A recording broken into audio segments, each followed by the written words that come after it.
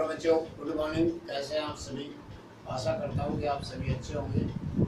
आज इस वीडियो में जैसा कि आप देख पा रहे हैं, क्लास 11th के अकाउंटेंसी के अंदर थर्ड चैप्टर की शुरुआत कर रहे हैं, जो कि प्रिंसिपल ऑफ अकाउंटिंग या अकाउंटिंग प्रिंसिपल के रूप में है ये चैप्टर।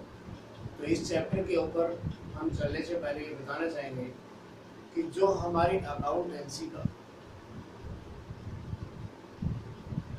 जो यूज है वो पहले केवल प्रोप्राइटर ही इस अकाउंटेंसी का यूज करता था बिजनेस से related various type of information प्राप्त करने के लिए। लेकिन आज के टाइम में जो यूजर्स हैं, जो बिजनेस इंफॉर्मेशन की जिनको चाहिए वो बढ़ चुके हैं।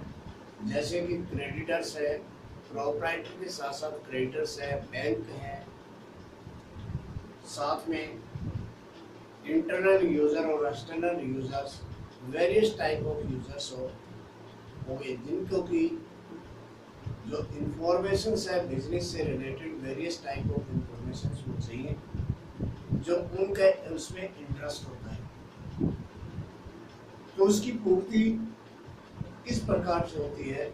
उसकी पूर्ति जो अकाउंटिंग जो स्टेटमेंट होती है वो प्रोवाइड करती है उनको वेरियस टाइप ऑफ इंफॉर्मेशन। तो इसलिए जरूरी हो जाता है कि एक ऐसी कॉमन लैंग्वेज और कुछ सेट ऑफ रूल्स हों जिनको के माध्यम से अकाउंटिंग जो इंफॉर्मेशन है उनको समझने के लिए सभी को आसानी रहे और अकाउंटिंग को मेंटेन करने के लिए भी सरलता रहे।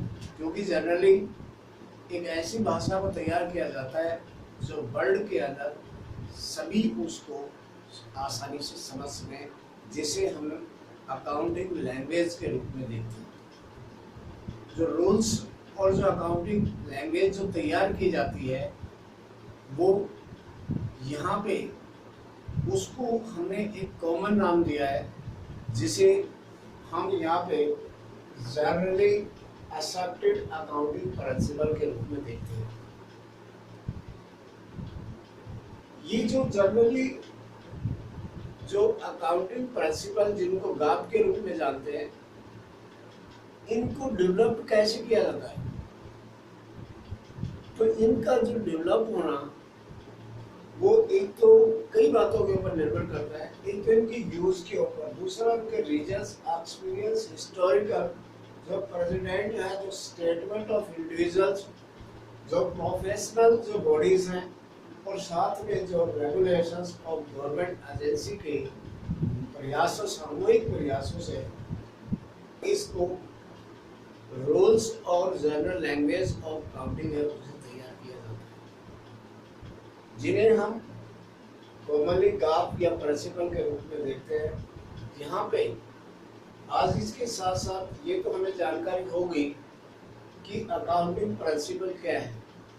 वो एक बॉडी ऑफ लैंग्वेज है, वो रूल्स और रेगुलेशंस है जो इनके नियमन के प्रयासों से क्या है तैयार किए जाते हैं, जिन्हें GAAP के रूप में देखते हैं। अब इसकी अगर इसके ऊपर अगर हम फोकस करें तो इसकी मीनिंग से ही इसकी जो कैरेक्टरिस्टिक्स है और जो नेचर्स है वो यहाँ डेवलप समझ में आ जाती है। तो अगर इसकी नेचर की बात करें तो ये तो यहाँ पे जो रूल्स और जो गाइडलाइंस जो तैयार होती है वो यूनिफॉर्म होती है, जो दुनिया के अंदर सभी को समझने के लिए मदद करती है। उन रूल्स और गाइडलाइंस के माध्यम से आसानी से हम अकाउंटिंग जो इंफॉर्मेशन है उनको निकाल सकते हैं और समझ सकते हैं। दूसरा, इसके अंदर ये मैन मेड है, नेचुरली नहीं है, और ये derived from the experience and reasons, क्योंकि इसका जो ये रीजन्स और एक्सपीरियंस के द्वारा ये जनरेट की जाती है। दूसरा, अगर हम देखें नंबर 3 के अंदर, तो जो अकाउंटिंग प्रिंसिपल है वो स्टैटिक्स नहीं है, यानी कि इनके अंदर बिजनेस की जैसी रिक्वायरमेंट होती है उसके अकॉर्डिंग इनमें चेंज किया जा सकता है। ये फ्लेक्सिबल होते हैं। इसके साथ साथ इनको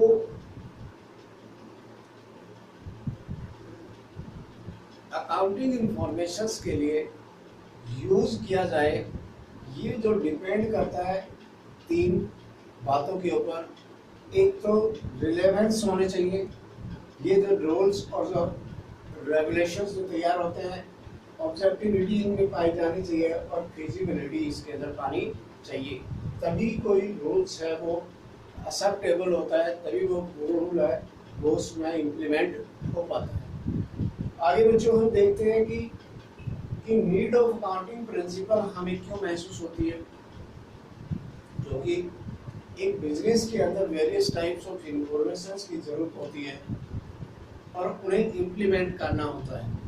वे तभी इम्प्लीमेंट होते हैं जब एक कॉमन लैंग्वेज और रूल्स हो। तो इट मीन्स यहाँ पे एक तो हमें अकाउंटिंग इंफॉर्मेशंस है उनको इंटरनल यूजर और एक्सटर्नल जो यूजर्स हैं उनके लिए मीनिंगफुल हो जाए अकाउंटिंग इंफॉर्मेशन, जो वे चाहें वही चीज़ उनको मिल जाए तो उनका हित हो जाए। तो ये भी इसके लिए भी हमें एक रूल्स है जो अकाउंटिंग प्रिंसिपल्स की हमें यहाँ पर जरूरत होती है।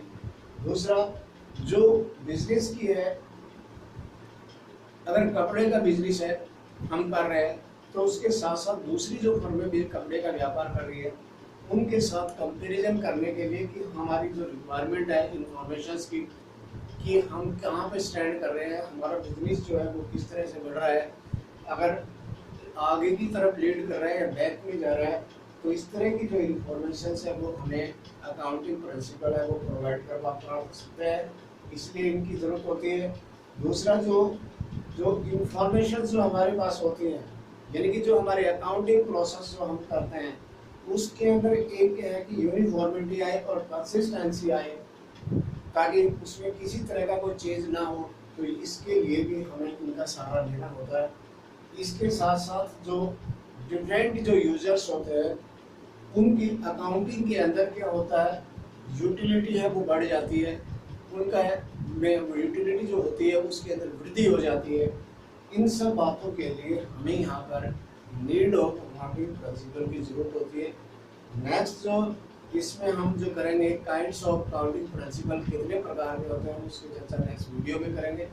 मेरे को उम्मीद है कि इस वीडियो के माध्यम से आपको ये जानकारी हुई कि अकाउंटिंग प्रिंसिपल किसे कहते हैं, अकाउंटिंग प्रिंसिपल की क्या कैरेक्टरिस्टिक्स है और अकाउंटिंग प्रिंसिपल की हमें क्यों रिक्वायरमेंट होती है। तो यदि वीडियो आपको पसंद आती है तो इसे लाइक और सब्सक्राइब करें। Thanks, have a nice day.